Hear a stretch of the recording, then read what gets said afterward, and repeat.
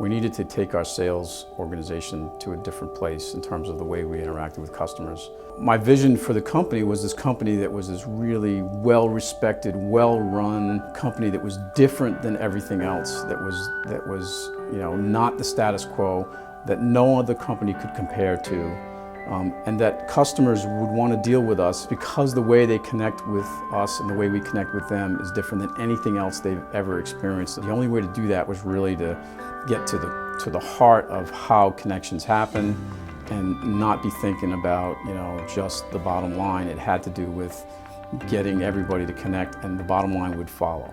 So where we were at the time was we were a company that was growing very, very quickly, and we had added a lot of people into the organization. We had grown from about 300 employees to about 500 employees over the course of a couple of years. When you bring that many people together from different backgrounds and different corporate cultures, what you get sometimes is a really difficult culture developing where people are trying to do things differently and not always connecting. And it was all about just kind of pushing the pedal to the floor, the accelerator pedal, and people really weren't listening to each other. There was not a lot of connection between employees. People were not making decisions. They didn't feel empowered. And as much as we said all the right things, they weren't actually doing that. It was really frustrating because we wanted to grow, but we wanted to grow so that the company could sustain itself over the long term, not just have this great spurt and then collapse upon ourselves. Salespeople are a unique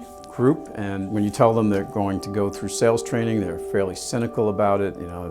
I don't know a salesperson who's been doing sales for a while that hasn't been through several different kinds of sales training exercises or programs. The first day when I sat through, what I saw was a bunch of people sitting in the room fairly skeptical about this being any different than any of the previous sales trainings that they've had. When I sat and listened to the material and listened to Ben and started getting the concept, I found it completely different than anything I'd ever seen before. When I saw what happened with transforming the sales force using story leaders, I was encouraged because I thought this is the right thing. This is the way to get everybody on board with the why we do what we do.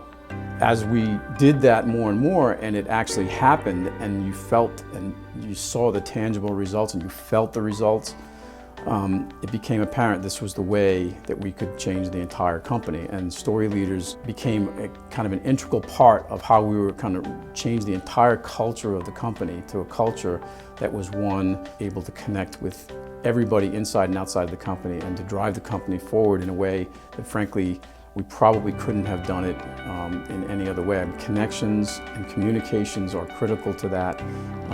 That's what we're about as a company, and that's what we're about as a culture, and without it, we're not going to be successful for the long term.